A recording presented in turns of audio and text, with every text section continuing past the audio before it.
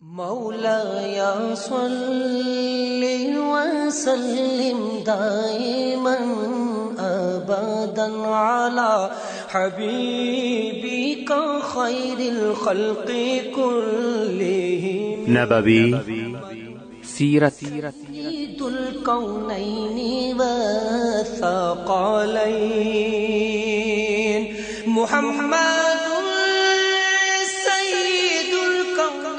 په دې خبرونه کې به تاسو ته د رسول الله صلی الله علیه وسلم د ژوند حالات په تفصیل سره وړاندې شي.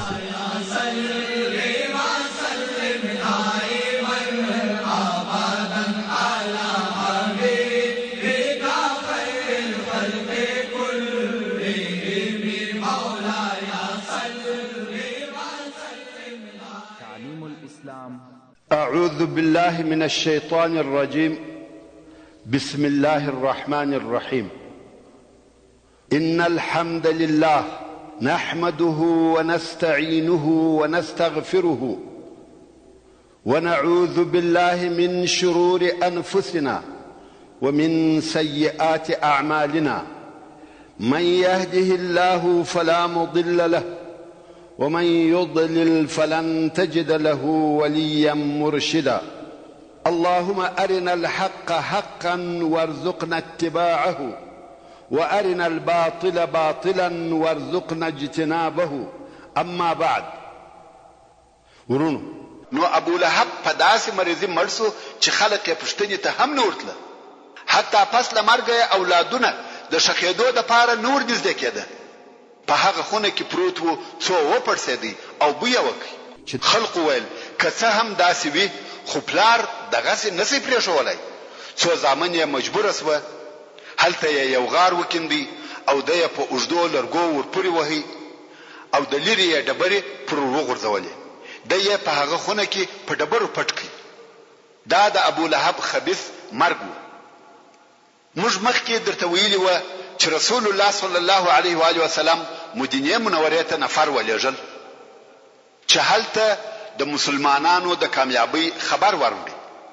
دغه زیری کوونکي دوه نفره وه چې یو یې عبدالله ابن رواحه رضی الله تعالی عنه چې په مدینه منوره کې د عالیه یعنی لوړ طرف اهل خبر کې، او بل یې زید ابن حارثه رضی الله تعالی عنه چې د مدینه منورې د کښته طرف اهل خبر کې. دغه دوه نفره د رسول الله صلی الله علیه و آله وسلم پر اوښه سپاره دي، په مدینه منوره کې ګرځي او د فتح او کامیابی زیری بیانوي. مګر د دوی دغه د زیری د بیانولو طریقه د عادت څخه مخالفه وه. هغه دا چې کوم وخت چې دوی مدینه منورې ته ورسېده نارې وهي، ابو جهل ووجل سو، عتبه ووجل سو، شیبه ووجل سو، فلانی فلانی فلانی د خلقو نمونه یادوي ووجل سو. د مکې مکرمې د مشرکانو ټول سرداران یادوي. اول خو دا معقوله نه ده چې ټول دي وجل سوي وي، او بل د مدینه منورې خلق خبر و چې مسلمانان قافلې ته وتلي دي، نه جنگ ته. نور حال خو بیا وهغو ته نور معلوم. نو ویل د قافلې او د قریشو د سردارانو یې سره څه، او دا نفر څنګه ووجل سو. او دغه زیری کوونکي نفر نور هم و خبرې ته تفصیل نور کوي، رهیدي او دغه نارې وهي فلانی ووجل سو فلانی ووجل سو. د شاوخوا لویان او کوچنیان په پسې دي. حتی د مدینه منورې کوچنیان یې د بیتو پر قسم وایي قتل ابو جهل الفاسق. ترانه یې ځینې جوړه کړه. د مدینه منورې کفار، منافقین او یهود دا خبر نه مني، وایي دا څنګه خبره ده. دوی قافلې ته ولاړه او د هاخوا دا خبر راوړي چې د قریشو د سردارانو څخه او یا نفر په یو ور فنا کیږي. دا د چا زړه ته نه لویږي. نو کفارو او منافقینو ویل دغه نفر درواغ وایي، او په حقیقت کې محمد صلی الله علیه و آله وسلم وجل سوی دی د دوی په قول. او د دې دلیل هم دا دی چې دغه دوه نفره د محمد صلی الله علیه و آله وسلم پر اوښه راغلي دي. صرف مسلمانان غواړي چې په مدینه کې خلق سره ونه پاشل سي، نو یې دغه خبر راوړی دی. دا بیا د يهودو او منافقینو اوازې وي چې په خلقو کې خبرولې. اوس د مسلمانانو د فتح او کامیابی په عوض د مدینه منورې په کوپارو کې دا خبر نشر سو چې رسول الله صلی الله علیه و آله وسلم وجل سوی دی. یو منافق و یو صادق مسلمان ته دغه خبره وکړه، خو هغه صادق مسلمان ورته ویل دغه خبرو څخه خلاص واخلي کنه والله رسول الله صلی الله علیه و آله وسلم بدر خبر کم. بیانو کفارو دغه خبرو څخه لاس واخیستی. خدا خبر چې د مدینه منورې او واقعي مسلمانانو ته ورسېدي او دا یقین سو چې مسلمانان کامیاب شوي دي، نو ټول د خوشحالۍ په کالو کې نه زایده او د مدینه منورې ټول اطراف د الله اکبر په تکبیر او د لا اله الا الله په تهلیل ریږدېدل. او د مسلمانانو هغه مشران چې په مدینه منوره کې پاتې شوي و د بدر ولارې ته ورووته چې د رسول الله صلی الله علیه و آله وسلم استقبال وکړي او دغه فتح مبارکي ورته وایي. اسامه ابن زید رضی الله تعالی عنه وایي موږ ته د مسلمانانو د کامیابی خبر هغه وخت را ورسېدی چې موږ د رسول الله صلی الله علیه و آله وسلم پر لور رقیه رضی الله تعالی عنها هغه چې د عثمان رضی الله تعالی عنه زوجه و خاوري واړولې چې د هغې د مریضۍ په سبب رسول الله صلی الله علیه و آله وسلم عثمان رضی الله تعالی عنه پرې ایښی و او زه هم د هغه سره د کومک د پاره پرېښولم. ورونو لکه د مخه چې مدرته ویل رسول الله صلی الله علیه و آله وسلم پس له جنگ درې شپې په بدر کې تیر کړې او د مخه تر بارېدو د هغه غنیمتو په سبب چې په جنگ کې پلاس ورغلی و په مسلمانانو کې اختلاف پیښ شو. کوم وخت چې دغه اختلاف شدید شو رسول الله صلی الله علیه و آله وسلم امر وکړي چې ټول غنیمتونه چې د خلقو سره دي ټول راوړي او دلته کښېږدي. خلقو هم ټول راوړه او د رسول الله صلی الله علیه و آله وسلم سره کښېښول او بیا دغه مشکل د حلولو لپاره وحی نازل شوه. عباده ابن صامت رضی الله تعالی عنه چې د انصارو د مشرانو څخه دی وایي موږ د رسول الله صلی الله علیه و آله وسلم سره ووتلو او بدر ته حاضر سو او بیا د ولشکره سره مخامخ سو. الله عزوجل دشمن ته ماته ورکړه. ځینې خلک په دشمن پسې و چې شړل او وجل او ځینې خلک د غنیمتو په ټولولو مشغول سو او ځینې کسان د رسول الله صلی الله علیه و آله وسلم د ساتنې لپاره ولاړ و چې دشمن حمله پر ونه کړي. کوم وخت چې شپه سوه د لشکر د خلقو په مابین کې خبرې شروع شوې. هغه کسان چې غنیمتونه یې ټول کړي و ویل دا غنیمتونه زموږ دي ځکه موږ ټول کړي دي بل څوک حق نه پکښې لري. او هغه کسان چې په دشمن پسې تللي و هغه ویل تاسو تر موږ نه یاست حقداره ځکه موږ دشمن پسې واخیستی او شکست مو ورکړي. او هغه کسان چې پر رسول الله صلی الله علیه و آله وسلم یې پیره کړې و هغه ویل موږ پر دې بیریدلو چې دشمن به پر رسول الله صلی الله علیه و آله وسلم حمله وکړي نو موږ په دغه مشغول سو. الله عزوجل دغه فیصله د پاره د سوره الانفال اول نمبر آیات نازل کی چې فرمایي يسألونك عن الانفال قل الانفال لله والرسول فاتقوا الله واصلحوا ذات بينكم واطيعوا الله ورسوله ان كنتم مؤمنين. انفال يعني غنیمتونه. انفال جمع د نفل ده او غنیمتو ته په دې سبب نفل ویل کیږي چې دا د الله عزوجل د طرفه یو ورکړه او عطا ده.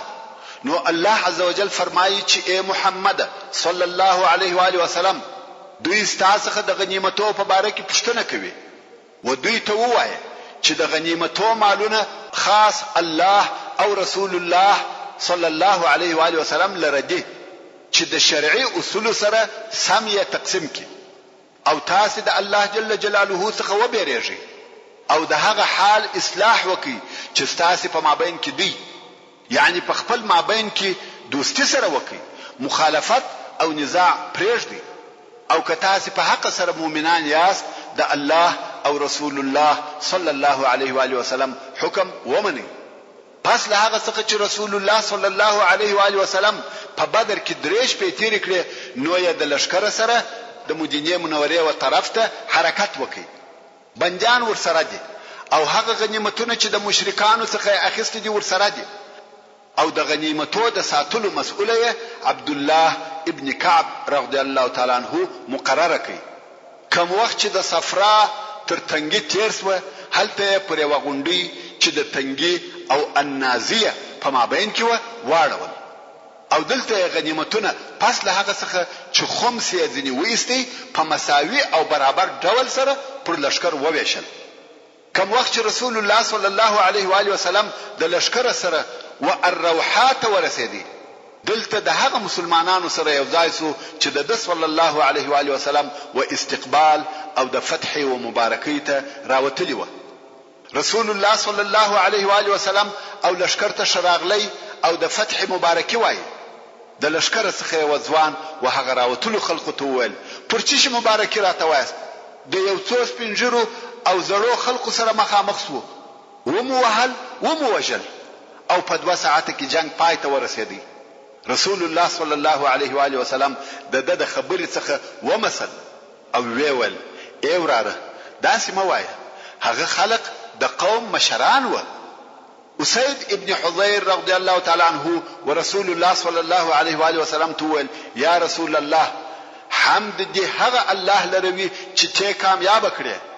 په والله یا رسول الله د بدر څخه زما پاتې کېده په دې سبب و چې ما هیڅ دا ګمان نکاوه چې ته د جنگ او لشکر سره مخامخ سې بلکې زما یقین داو چې فقط یو قافله ده. که زه په دې پوهېدلای چې ته د دشمن سره مخامخ کېږې هیڅ کله به نه وای پاتې سوی. رسول الله صلی الله علیه و آله وسلم وفرمایل صدقت ته رښتیا وایې صحیح ده. او بیا رسول الله صلی الله علیه و آله وسلم مدینه منوره ته په داسې حال کې داخل سو چې په جنگ کې بری حاصل کړي او کامیاب شوی وو. په مدینه منوره کې او د هغې پر شاوخوا د اسلام ټول دشمنان ځنی وبېرېده او د اهل مدینه څخه ډېر خلق و اسلام ته داخل سو. او په دغه وخت کې عبد الله ابن ابي ابن سلول منافق او د نور ملګرو پښکارا او ظاهر سره ایمان راوړي خو په حقیقت کې هغه گمراه او هغه کافر وو. او هغه د جنگ بندیان د رسول الله صلی الله علیه و آله وسلم تر راتګ یو ورځ وروسته مدینه منوره ته راوستل شو. رسول الله صلی الله علیه و آله وسلم پر خپل اصحاب وویشل او د شګزارې سپارښت پر وکي. نو صحابه کرامو په خپل خرما خورل او بندیانو ته به ډوډۍ ورکول. تاسو په هیږي چې هلته ډوډۍ تر خرما ډیره معتبره و. د هغه وخت ډوډۍ لکه د نن ورځې غوښي. نو اصحاب کرامو د رسول الله صلی الله علیه و آله وسلم د سپارښت په سبب دوی ته ډوډۍ ورکول او په خپل خرما خورل. او خرما خو هغه به قدر شی و چې دوی وخپل بودګانو ته هم ورکول. اوس چې رسول الله صلی الله علیه و آله وسلم مدینه منوره ته ورسېدی او بندیان هم راوستل شو نو رسول الله صلی الله علیه و آله وسلم د خپل اصحاب سره د بندیانو په باره کې مشوره کوي چې څه ورسره وکړو. ابو بکر صدیق رضی الله تعالی عنہ ویل یا رسول الله دغه خلق د اکا زامن زموږ قوم او زموږ ورونه دي. زما په فکر چې د دوی څخه فدیه واخلو او الایکو. نو دغه شی چې موږ د دوی څخه اخلو زموږ د پاره به پر کفارو اقتصادي قوت سي او ممکن الله عز وجل و دوی ته هدایت وکي مسلمانان سي. نو زموږ د پاره به بازو او قوت سي. بیا رسول الله صلی الله علیه و آله وسلم و عمر ابن الخطاب رضی الله تعالی عنہ ته مخ ورواړو ویل تسوا یا ابن الخطاب. عمر رضی الله تعالی عنہ وای ما ورته ویل زما رایه د ابو بکر د رایه څخه مخالفه ده. زه بیا وایم چې ماته اجازه راکه چې د فلانی غاړه ور پریکم د خپل اقرباو څخه د یو نوم یاد کړي چې مشرک او په دغه بندیانو کې وو. او علی ته اجازه ورکه چې د عقیل ابن ابي طالب غاړه ور پریکي چې عقیل د حضرت علی رضی الله تعالی عنہ ورور. او حمزه ته اجازه ورکه چې د خپل ورور فلانی غاړه ور پریکي. او د بندیانو څخه هر یو وهغه خپل قریب او دوست مسلمان ته پلاس ورکه چې هغه ووجني. دا د دې لپاره چې الله عزوجل ته وشکاره کو چې زموږ په زړه کې د مشرکانو او د هغو د سردارانو رئیسانو او مشرانو سره دوستي نشته که څه هم زموږ اقرباوي. حضرت عمر رضی الله تعالی عنہ وای د رسول الله صلی الله علیه و آله وسلم د ابو بکر رضی الله تعالی عنہ رایه او نظر خوښ شو او هغه چې ما وویل هغه نه کړ قبول ځکه د عمر رضی الله تعالی عنہ په رایه کې ډیر شدت پروت و او د نور اصحاب کرامو رایه هم د ابو بکر صدیق رضی الله تعالی عنہ په مثل سره نظر او رایه نو فیصله پر دې وسوه چې د فدیه په مقابل کې به بندیان الکو او رسول الله صلی الله علیه و آله وسلم مکه مکرمه ته حال ولېږي چې راسي خپل بندیان مو د فدیه په مقابل کې بوزي په دغه باره کې الله عز وجل د سوره الانفال وشبته او اتشبته نمبر آیاتونه نازل کړه چې دا رسول الله صلی الله علیه و آله وسلم او هغه اصحاب کرامو ته چې دغه نظر یې خوشاوه عتاب او ملامتي و الله عز وجل فرمایي ما كان للنبي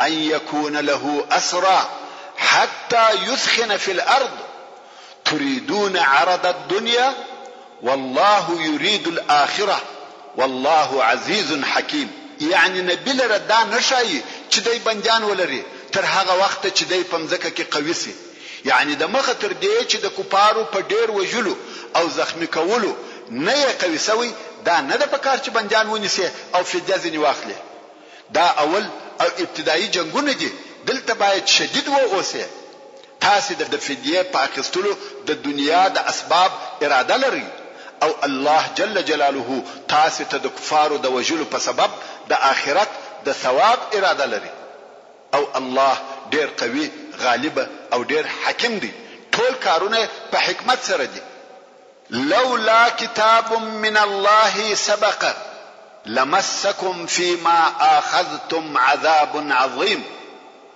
کداغه حکم چې د الله جل جلاله د طرفه په خواله لیکل سوی دی نه وای نو خامخا به تاسو ته د دغه فدیه اخیستلو په سبب ډیر لوی عذاب درکول سوی وای د دغه آیاتو تر نزول وروسته رسول الله صلی الله علیه و آله وسلم ناستو او جړل ابو بکر صدیق رضی الله تعالی عنہ راغلی ویل د چې رسول الله صلی الله علیه و آله وسلم جاړي د رسول الله صلی الله علیه و آله وسلم څخه د هغه د جړه د سبب پوښتنه وکړه رسول الله صلی الله علیه و آله وسلم دغه آیات شریف ورته تلاوت کړ هغه هم ورسره په جړاسو ځکه دا د هغه نظر هم وو چې فدیه دی واخیستل سي عمر رضی الله تعالی عنہ وایي شپه تیر اسوه او په سهار کې رسول الله صلی الله علیه و آله وسلم ته ورغلم که ګورم دوی دواړه ناس دي او جاړي ما ورته ویل یا رسول الله خبر میکه ته او استعمالګری پر چی جاړي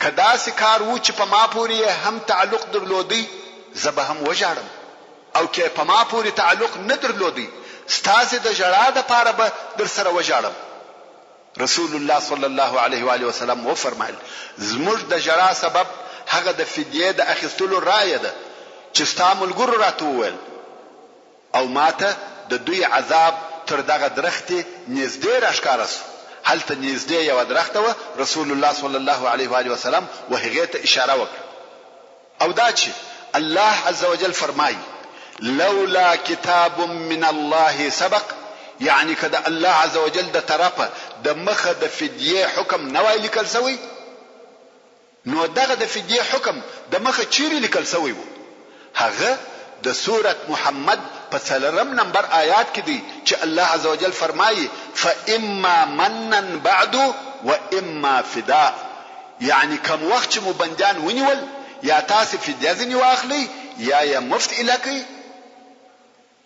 چې مسلمان بندیان په خلاص کې نو څنګه چې دلته د بندیانو څخه د فدیه اخیستلو اجازه و نو ځکه عذاب نه ورکول سو او عتاب په دې سبب ورکول سو چې د مخ تر دې چې مسلمانان په ځکه کې قوي سي بندیان ونیول او بل فدیه د حقوق کسانو څخه قبول کړه چې आवाज د جنگ بندیان نه و بلکې د جنگ لوی مجرمین و حتی د نن ورځې دولي قانون هم د جنگ مجرمین بیل محاکمه نه پریږدي او د جنگ پر مجرمینو غالبا د اعدام یا ابدي بند حکم راوځي خیر الله عز وجل دغه فدیه اخیستلو عفو ورته وکړه او فدیه شروع شوه او د یو بندي فدیه 3000 درهم و 3000 درهم هم و حتی 1000 درهم هم و د بندي و حال ته قتل کېده او اهل مکه د لیک او لوست خاوندان و،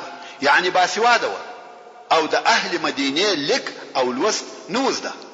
نو هر هغه بندي چې فدیه یې نه درلوده و هغه ته به د مدینه منورې د هلوکانو څخه 10 هلوکان ورکول شو چې لیکل او لوستل ورزده کی. کوم وخت چې به لیک او لوست ورزده کړه دغه یې فدیه او بندي به پریښاوه. او رسول الله صلی الله علیه و آله وسلم د څو بندیانو سره احسان هم وکړي چې به له فدیه اله کړه، چې د هغې جملې څخه یو مطلب ابن حنطب او بل صیفی ابن ابي رفاعه.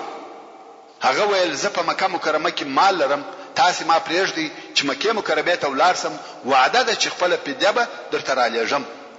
نو رسول الله صلی الله علیه و آله وسلم دای پرېښاوه چې ولاړ شي. دغه نفر بل قصه هم سته چې په ورسته کې به درته راسي. دغه رنګ یو بل نفر چې ابو عزه الجمحي ورته ویل کېده چې د لونو پلار وو، مال او پیسې هم نه درلوده، غریب سړی وو. دغه نفر هم رسول الله صلی الله علیه و آله وسلم بیل فدیه پریښاوه.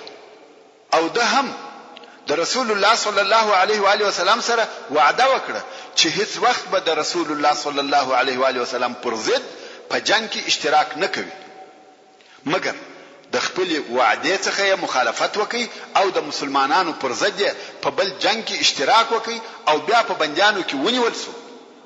کوم وخت چې رسول الله صلی الله علیه و آله وسلم تراوستي نو دا ویل کته دا وار ما الکه وعده در سره کوم چې بل وار بستاسي پر ضد په جنگ کې ګډون نکوم. مګر رسول الله صلی الله علیه و آله وسلم هغه خپل مشهور قول ورته ووایي: لا يلدغ المؤمن من جحر مرتين، یعنی مؤمن د یو غاره څخه دوه واره نه وهل کیږي. نو یا ابو عزه ووشي. او ابو العاص چې د رسول الله صلی الله علیه و آله وسلم زوم او د زینب رضی الله تعالی عنها خاوند وو، بیل فدیه په دې شرط پریښاوه چې زینب رضی الله عنها ته د هجرت اجازه ورکوي، چې دغه قصه به لږ وروسته په تفصیل سره درته بیان. اوس نو فدیه شروع شوه. هر یو د مشرکانو څخه د خپل دوست او قریب په بدله کې فدیه را لېږي او هغه بندي خلاصيږي. بیل ابو سفیان څخه چې په خپل د زوی هم په بندیانو کې وو، ځکه ابو سفیان امر کړی وو چې څوک به فدیه نه لېږي، چې د مسلمانانو نور طمع پیدا کیږي. مګر چا د ابو سفیان خبره ونه منل.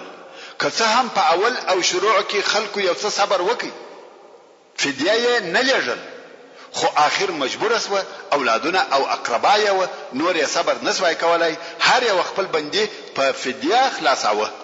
مګر ابو سفیان هغه خپل خبره په خپل نسوای ماتولای، نو یې انتظار کاوه څو یو د مسلمانانو څخه چې سعد ابن نعمان نومېدی مکه مکرمه ته د عمره د پاره ولاړی.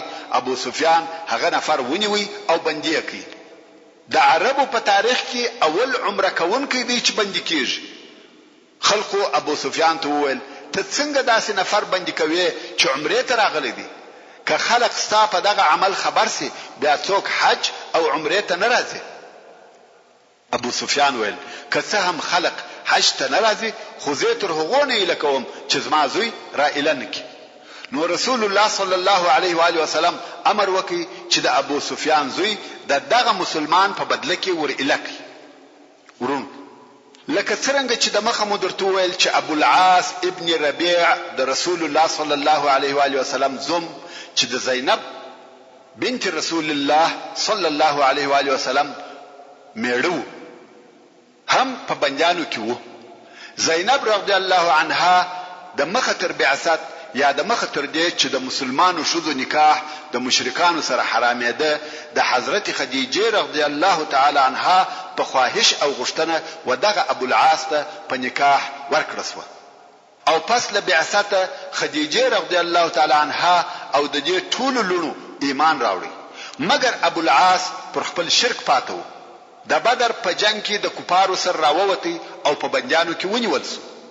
څنګه چې ابو العاص داسې څوک نه درلوده چې د فدیه ورکړي او زینب رضی الله تعالی عنها هم مال او پیسې نه لري چې د فدیه د پاره ولېږي، نو یې د خپل مور خدیجه رضی الله تعالی عنها چې تر هجرت د مخه وفات شوې و یو امیل یا د غاړې هار ورسره پروت و چې ودې ته د دې د واده په شپه ور کړی و، نو یې هغه امیل د یو څه نور مال سره ورسول الله صلی الله علیه و آله وسلم ته ورولېږي چې دا یې د ابو العاص فدیه. رسول الله صلی الله علیه و آله وسلم چې دغه امیل ولیدي، خدیجه رضی الله تعالی عنها یې ورپیاس و او ویژړل.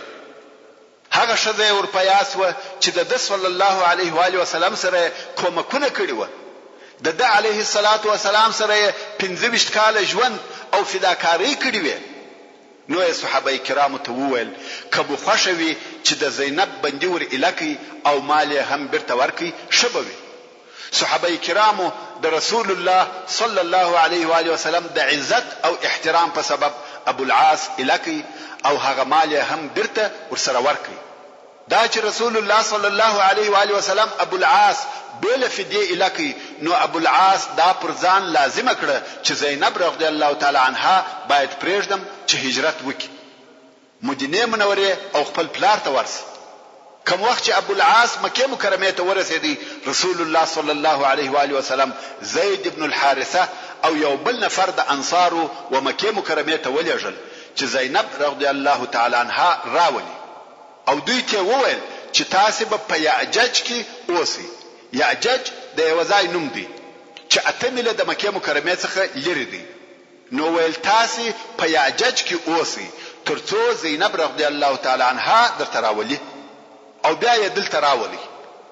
نو دوی دوه هم رهیس و او دا رهي کېدل یې تقریبا یو میاشت تر بدر وروسته و او هغه ځای ته ورسېده چې ورته ویل سوی و.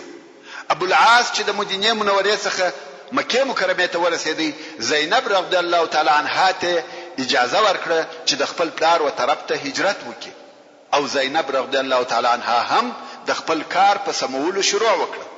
په دغه وخت کې هند چې د ابو سفیان ښځه و او د هغه عتبه لور و چې په بدر کې وژل شوی و ورته راغله او ورته ویل یا بنت محمد صلی الله علیه و آله وسلم، خبر اسوم چې ستا اراده ده چې د خپل پلار و خواته ولاړ سې. زینب رضی الله تعالی عنها وبېرېده چې راو به می ګرځوي، نو منکر اسوه. هند ورته ویل اې د اکالوري ما منکر کېږي، هغه د نرانو اختلاف او جنگونه د شذو مابین ته ناراضي، هغه د حقوقو کار دی. خو کته په دغه سفر کې و پیسو یا کم سامان ته ضرورت لري راته وای چې در پوره کم اسما سره سته. زینب رضی الله تعالی عنها وای چې دغه خبرې پرشتیا کولې، خو زه بیریدم او د دې څخه منکر وم چې مدینه منوره ته ځم. کوم وخت چې زینب رضی الله تعالی عنها د سامان د برابرولو څخه فارغ شوه، نو کنانه ابن ربيع چې د دې لیور وو او شی راوستي او دای پر سپره کړه، خپل غشي او لندې ور سره واخیسته او په سپینه ورځ دار هکړه. قریش په دې قصه خبر شو او په سراوه وته په زیتوا کې چې د یو ځای نوم دی په ورسېده. اول هغه څوک چې زینب رضی الله تعالی عنها ته ورده مخسو هغه حبار ابن الاسود وو او پر زینب رضی الله تعالی عنها یې نیزه پورته کړه. دا وبېرېده او د ډېری بیرې څخه هغه کوچنی چې د دې په نس کې وو ولوېد. کنانه ابن ربيع اوس چوکي غشي او لندې واخیسته، ویل والله چې هر یو رانږدې سي مګر دغه غشي د هغه په نس کې وي. قریش ځنی وګرځیده، خو ابو سفیان د خبرو د پاره ورده مخسو، ویل دا د شکار ونه کوي چې شذ دې پسپنه ورځ د خلقو په حضور راويسته او تا ته هغه زموږ غم او مصیبت هم در معلوم دي چې د محمد صلی الله علیه و آله وسلم د لاسه راته پیښتي. خلق بوای چې لوري زموږ د ضعف په سبب ورولېږل، نو دا زموږ د پاره پیغور دي او د دې راګرځول مشتکمه فائدہ هم نه را رسوي. مګر ته داسې وکړه چې شذ بیرته مکه مکرمه ته راوله چې خلق وایي هغه دی موږ بیرته شذ را وګرځول، بیا یې بیرته د شپې بوزه او پلار ته ورول. کنانه هم بیرته را وګرځېدی او زینب رضی الله تعالی عنها څو شپې په مکه مکرمه کې تیر کړې او بیا یې یو شپه د شپې وېسته څو زید ابن الحارثه او د هغه ملګری انصاری ته ورتسلیم کړ. او هغو بیا مدینه منورې ته بوتله. دا یو څه هغه واقعې وې چې په بدر کې پیښې شوې وې. جبرئیل علیه السلام د رسول الله صلی الله علیه و آله وسلم څخه پوښتنه وکړه چې تاسو اهل بدر څنګه بولئ، یعنی کومه درجه ورکوئ؟ رسول الله صلی الله علیه و آله وسلم وفرمایل اهل بدر په موږ کې هغه بهتر او افضل خلق دي، یعنی د لوړې درجه مسلمانان هغه کسان دي چې و بدر ته حاضر شوي دي. جبرئیل علیه السلام وویل همدارنګه په ملائکو کې هغه ملائکه افضل او د لوړې درجه خاوندان دي چې بدر ته حاضر شوي دي. دا د بدر عظمت او لوی ده. الله عز وجل د بدر ورځ یوم الفرقان، یوم التقى الجمعان بللې ده، ځکه په دغه جنگ کې د حق او باطل، د کفر او اسلام فرق او جلاوالی راغلی دی، نو ځکه یوم الفرقان ورته وویل شو. او په دغه جنگ کې د کفر او قریشو رئیسان او سرداران ووژل شو. دغه لوی جنگ خبر په ټوله جزیره العرب کې نشر شو. حتی د دې جنگ خبر و نجاشی ته چې د حبشه پاچا ورسېدی، او نجاشی هلته په حبشه کې مهاجر مسلمانان سره راټول کړ او په بدر کې د مسلمانانو د کامیابی زیری ورکړ. د بدر د فتح اخبار و ټول ځایو ته ورسېده.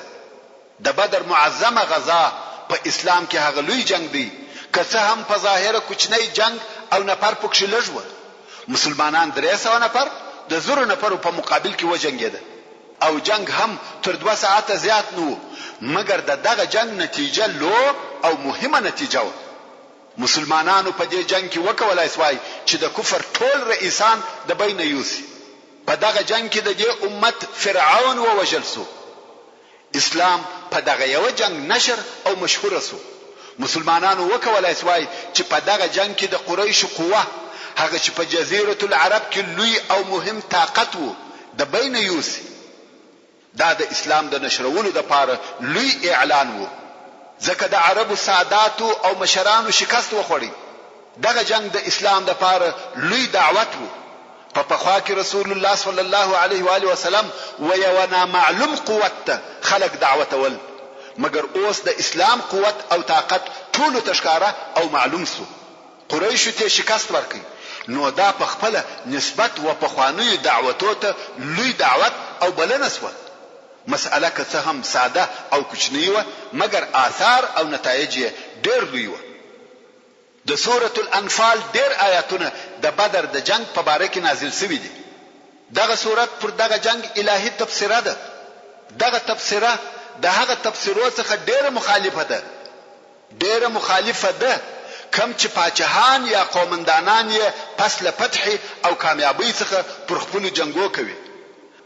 اولا الله عز وجل د مسلمانانو نظر و هغه تقصیرات او اخلاقی کمبودتیاو ته ورواړاوه کم چې تر اوسه په دوی کې پاتې وي، او ځینې هم د ځینو مسلمانانو څخه پیښې شوې.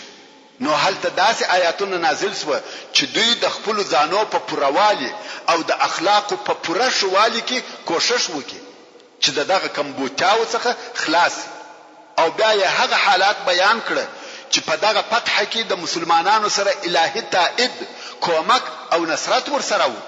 دا د پاره د دې چې دوی په خپل شجاعت او پهلواني مغرور نشي او په زړه کې غرور او کبریا ځای ونه نیسي، بلکې پر الله جل جلاله به توکل کوي او د الله او رسول الله صلی الله علیه و آله وسلم به اطاعت کوي. او بیا یې هغه لوړ هدف او مقصد ورته بیان کړي کوم چې د هغه هدف د پاره رسول الله صلی الله علیه و آله وسلم دغه خنړی جګړه وکړه او هغه صفات او اخلاق یې وروښول چې هغه په جنگو او معرکو کې د فتح او کامیابی سبب ګرځي. او بیا الله عز وجل مشرکانو، منافقانو، يهودو او د جنگ بنجانو ته خطاب کوي، بلغ او فصیح، داسې کامل نصیحت ورته کوي چې دوی باید وحق ته تسلیم سي او د حق متابعت وکړي. او بیا الله عز وجل و مسلمانانو ته د غنیمتو په باره کې خطاب کوي او دوی ته دغه مسئله په متعلق قوانین او اصول کښېښول چې دا مسئله د همیش د پاره منظمه کړه. او بیا الله عز وجل د مسلمانانو د پاره د جنگ او صلح قوانین کښېښول. ځکه اوس چې اسلامي دعوت دغه د جنگو مرحله ته داخل سو نو دغه قوانینو ته اشد ضرورت وو د پاره د دې چې د مسلمانانو جنگونه یا اسلامي جنگونه هغه د اهل جاهلیت د جنگو څخه فرق ولري، چې مسلمانان په اخلاص او اخلاقو په جنگي معامله کې تر نور تفوق او بهتري ولري، او جهان ته داور وشي چې اسلام فقط یو فکری او نظری شی نه دی، بلکې اسلام خپل متابعین پر هغه اساساتو، مبادیو او تعالیمو تربیه کوي چې هغه ته وربولي. په دغه سورة الانفال کې د اسلامي دولت د قانون داسې ماده مقرره شوه چې د هغه مسلمانانو چې د اسلامي دولت په داخل کې اوسېږي د هغه مسلمانانو سره چې د اسلامي دولت څخه د باندې اوسېږي فرق معلوماوه او ثابتاوه. یعنی د دواړو طبقو د ژوند د حالاتو پوره مراعات پکښ شوی وو چې دغه ذکر شوی مفاهیم تقریبا د جنگ او د هغه د قوانینو د پاره د سورة الانفال خلاصه بلل کېدلای شي. لکه څنګه چې د مخه مو درته وویل په دغه دوهم کال کې د هجرت د رمضان د میاشتې روژه فرض شوه او زکات الفطر یا د کوچني اختر سرسایه فرض شوه او د هغه بل فرضي زکات د پاره د نصاب اندازې وشول شوه چې دغه زکات الفطر په فرضیت او د فرضي زکات د نصاب د شوونې په سبب د ډیرو هغه فقیر او مهاجرو د مشکلاتو بار سپکسو کم چې دوی ته تکلیف ورکاوه. د بډایانو په مالو کې د غریبانو حق پیدا سو. سبحان الله. د یو شایسته تصادفي حالاتو څخه یو داو چې د مسلمانانو هغه اول اختر چې په خپل ژوند کې اسلامي اختر کاوه کم چې د هجرت د دوهم کال د شوال د میاشتې اختر وو، ځکه روژه په دغه کال فرض وه او دغه اول اختر وو. دغه اختر یې پس له هغه ښکاره او معلومدار فتح څخه وو چې لږ ورځې مخکې په بدر کې په نصیب سوه. دا څونه بختور او مبارک اختر دی چې پس له هغه څخه مسلمانانو ته راغلی چې د فتح او عزت تاج پر سرو ایښی وو او دغه اختر د لمانځه منظره څونه خوږه او شانداره وه چې مسلمانان د تکبیر، توحید او تحمید په نارو سره د کورو څخه راوځي او د دوی زړونه د الله جل جلاله و طرف ته په شوق سره ورالوتل او د الله جل جلاله د رحمت او جنتو امید یې پس له دغه اوسنی نعمتو څخه چې امن او امان، فتح او بری وو درلودي. او الله عز وجل دغه اوسنی نعمتونه د سورة الانفال په 26 نمبر آیات کې ورته بیانوي او فرمایي: واذكروا إذ أنتم قليل مستضعفون في الأرض تخافون أن يتخطفكم الناس فآواكم وأيدكم بنصره ورزقكم من الطيبات لعلكم تشكرون. يعني تاسي هغه وخت در پیاد کی چې تاسي لږ او پمځکه کې مغلوبه او ضعیفه واست او د دې څخه بیریدل چې تاسي به خلق وتشتوي، يعني قريش یا فارس یا روم به مغلوبه کی. نو الله جل جلاله تاسي ته ځای درکړي او تاسي ته په خپل کومک سره قوت درکړي او د طیباتو پاکو شیانو څخه رزق درکړي د پاره د دې چې تاسي د خپل رب عز وجل شکر ادا کړئ. ورونو دا خو درته معلومه سوه چې د بدر جنگ د مسلمانانو او مشرکانو په مابین کې هغه اولنۍ جګړه وه او دغه جنگ هغه د حق او باطل په مابین کې جلا کول کې جنگ وو. په دې جنگ کې مسلمانانو داسې بری لاس ته راوړي چې ټولو عربو د مسلمانانو د کامیابی شاهدی ادا کوله او هغه کسان چې دغه جنگ نتایجو سره متفق او یو ځای کړه هغه کسان وو چې دغه جنگ په مستقیمو خسارو او تاوانو ضعیف شوي وو چې هغه د مکه مکرمه مشرکان وو او هغه کسان وو چې د مسلمانانو عزت او کامیابی پر خپل دینی او اقتصادي ژوند یو قوي ضربه بلل چې هغه يهود وو. د کوم وخت څخه چې مسلمانان د بدر په غزا کې کامیاب شول دغه دوه ډلې د قهر او غضب، حسد او عناد په اور کې کړي دي.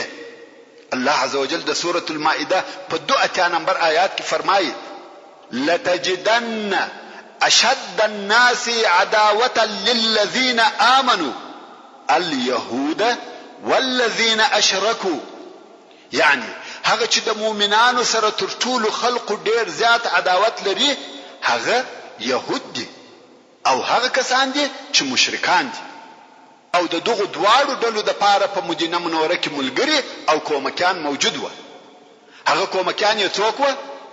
هغه کسان و چې نور یې نو د خپل ځان د پاره په کفر او شرک عزت او وقار نه لیدي، نو په ظاهر مسلمانان سو چې هغه عبد الله ابن ابي ابن سلول او د ملګری و.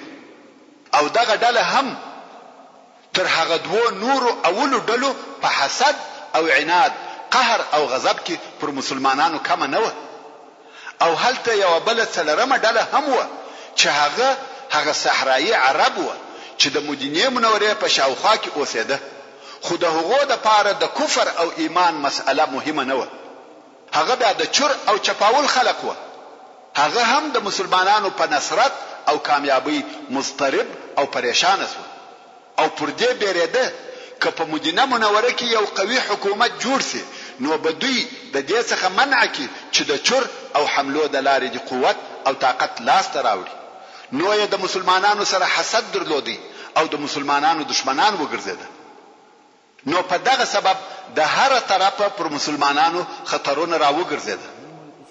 مګر دغه ډلو د مسلمانانو سره په خپل سلوک او کړنلاره کې فرق سره درلودي او هر ډلې هغه لار اختیار کړې و چې د دوی په فکر دوی یو خپل مقصد ته رسول. هغه کسان چې په مدینه منوره کې او د هغې پر شاوخوا اوسېده هغه په ښکارا سره اسلام راوړي، خو په دننه کې د شر او فساد د سیسو او فتنو په جوړولو کې کوشش کاوه. خو يهودو بیا په ښکارا سره د دشمنی اعلان کاوه، خپل حسد او عناد و میدان ته راوېستي. مګر د مکه مکرمه مشرکانو بیا د فیصله کوونکي جنگ اختارونه ورکول او د خپل انتقام او بدله ناره وهله او د جنگ د پاره پښکارا سره خلق او اسلحه سره جمع کول چې د دوی حالات په زبان حال سره و مسلمانانو تداویل چې خامخا یو داسې ورځ راتلونکې ده چې موږ بستاسي څخه خپل بدله او انتقام اخلو. او واقعا یې هم په ورسته کې داسې جنگ و مدینه منورې ته وروستي چې د مسلمانانو پر هیبت او نامه ډېر بد اثر وکړي چې هغه د احد جنگ. خو مسلمانانو په دغه خطرناکه موده او حالاتو کې د خپل قائد اعلی په قیادت داسې رول ادا کړي چې په هغه رول کې د رسول الله صلی الله علیه و آله وسلم د قیادت نبوغ او عبقریت زلیدي. رسول الله صلی الله علیه و آله وسلم و دغه ټول خطرات پوره وش او بیدارو او د هغو د محو کولو د پاره یې ډېر شنقشه او کړنلاره عملي کول چې اوس به پراتون کې بحث کې دغه حالات بیان په مختصر ډول سره واوري. اول په کودر کې د بني سلیم غزا پس له بدر څخه د مدینه منورې استخباراتو ورسول الله صلی الله علیه و آله وسلم ته دا خبر راوړي چې د بني سلیم قبیله چې د غطفان د قبیلو څخه یو قبیله ده د مدینه منورې د حمله لپاره لشکري سره برابروي. نو رسول الله صلی الله علیه و آله وسلم ډیر ژر د 200 سپرو سره دغه قبیله و طرف ته ورووتی چې دغه فتنه په هغه خپل ځالګي کې خاموشه کی ترڅو چې دغه قبیله و کوروته چې په کودر کې پراته ورورسېدي. بنو سلیم ته چې دا خبر ورسېدي د خپل کورو څخه وتښتېده او هلته په یو شیله کې 1500 اوشه او یو مریی چې اثار نومېدي ځنې پاتې شو. دغه اوشان او دغه نفر مسلمانان ونیول. پس له هغه څخه چې د اوشانو څخه خمس وېستي پاتې اوشان پر مسلمانانو تقسیم کړه چې هر نفر ته 2 اوشه ورسېدل او هغه مریی آزاد او الک. رسول الله صلی الله علیه و آله وسلم په دغه ځای کې 3 شپې تیر کړې او بیا بیرته مدینه منورې ته ولاړ. دغه غزا د هجرت په 2 کال او د شوال په میاشت کې و چې دا غزا تر بدر ورځې ورسته و. د رسول الله صلی الله علیه و آله وسلم د ترورولو یا وجلو د سیسه ورونو دا معلومه خبره ده کم وخت چې مشرکانو په بدر کې ماته وخوړه او ډېر مشران یې ووژل سو نو د مکې مکرمې مشرکان لکه د اور کوره د رسول الله صلی الله علیه و آله وسلم پر ضد په خپل ځانو کې سره ایشیده ترڅو چې د مکې مکرمې دوه پهلوانانو داسې یو دسیسه جوړ کړه چې دغه اختلاف او تفرقه دغه ذلت او سپکاوي رشه د بیخه وکاږي او دغه رشه د دوی په فکر رسول الله صلی الله علیه و آله وسلم قصه داسې ده عمیر ابن وهب الجمحي چې د قریشو د شیطانانو څخه بلل کېدی چې رسول الله صلی الله علیه و آله وسلم او دغه مکرم اصحاب ته په مکه مکرمه کې ډېر آزارونه ورکول اوس دغه عمیر زوی د بدر په بنجانو کې د مسلمانانو سره بنجدي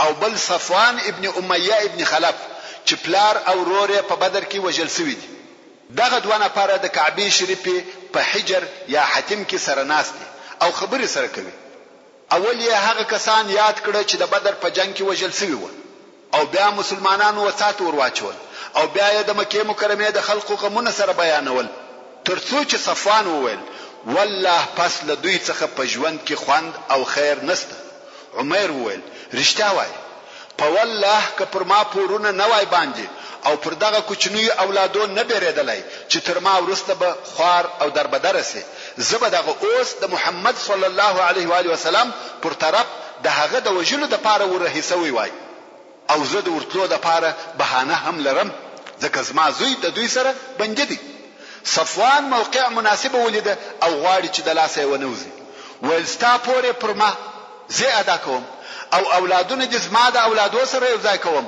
هر څه چې مې په واسه پوروي په والله هغه نزنی منع کوم عمر ویل دغه خبره د ځان سره وساته چې څوک نسی په خبر صفوان ویل پیغام اوس عمر بلاړي خپل تورې شتره او په زهرو زهرناک کړ هغه داسي چې توره به ګرم کړه او په زهرو کې به کښښول د زهرو او به په وچ شله چې دغه توري زخم بیا نه جوړېدی دا د هغه وخت زهرناک یا کیمیایی اسلحه او بیا مخ پر مدینه منوره رهیسو ترڅو حالته د مسجد د دروازې سره خپل اوشه چوک کړه او دای ځینې راکښته سو تاسو په هیڅ چې د عمر څنګه او څه مقصد دی محترم ورونو زموږ د بحث پاتې حسابه ان شاء الله تعالی پراتونکو کې واوري سبحان ربك رب العزة عما يصفون وسلام على المرسلين والحمد لله رب العالمين. تعليم الإسلام راديو